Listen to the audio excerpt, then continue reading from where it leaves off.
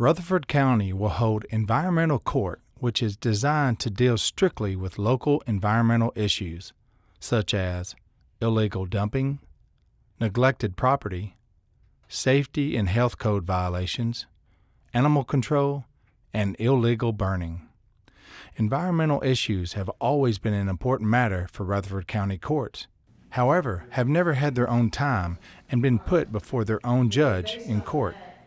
There are two reasons for having a specific date and time for this court to take place. The first reason is because of time and money. As far as getting everybody in one court to where it would save the county money, because if we do a court at 1 o'clock, every person that's cited someone can come at 1 o'clock and know it'll get done within that hour. Our dockets are so big that if they come at 8:30, the normal docket, then it might not be till 1 o'clock that the district attorney or assistant district attorney could get to them.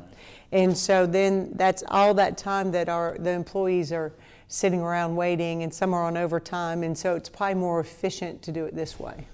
Second reason is because we're a growing county. We have a limited resource in the landfill that's slowly, capacity is diminishing, and we're having to take different steps in order to deal with some of the after effects that we're seeing there, such as illegal dumping. When we started to charge for people to get rid of their televisions, to dispose of their TVs or computer screens, we saw an increase in the number of people that were illegally dumping televisions on the side of the road. So we know that, you know, as resources get constrained, as they are with our solid waste program, that people are going to take the path of least resistance sometimes, and we're going to have to uphold the law and hold these people, you know, accountable and responsible for anything that's illegal. Rutherford County's deputy mayor had nice things to say about Judge Eischeid stepping up to take on this monthly environmental court. I have been approached by many of the department heads within Rutherford County saying that we are not placing appropriate emphasis on some of these environmental issues that we're seeing. So I brought that up during the Criminal Justice Coordinating Council.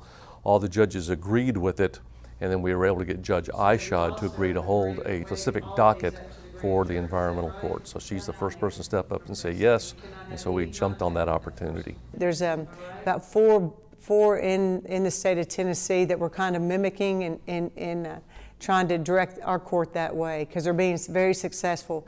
It seems like when you find people and you hit them where it hurts, they'll stop doing it. And so we just want to make sure that we're, you know, upholding the laws as they have been written, and this isn't a gotcha type of court. We will issue warnings first and make sure everybody knows, you know, what the standard is, and give them an opportunity to correct that. And if they won't correct it, then they'll go in front of a judge. It's time to start protecting Rutherford County, and if it means for us to have a court to see the repeat offenders, and to help with the economics of our officers and our employees of Rutherford County, then we can do it, and we should do it. This is a phone age. I mean, we want people to take pictures and catch them in the act, and that's what it takes. And so everybody, I want a responsible citizen to show it and to protect your surroundings. I think that we need to look for opportunities where the county can work together with any of the municipalities as we face, you know, tighter and tighter, you know, resources from a revenue perspective, and so we can you know, help each other. I mean, it's better when we're all rowing in the same direction versus when we're rowing in opposite directions in the same boat, Rutherford County.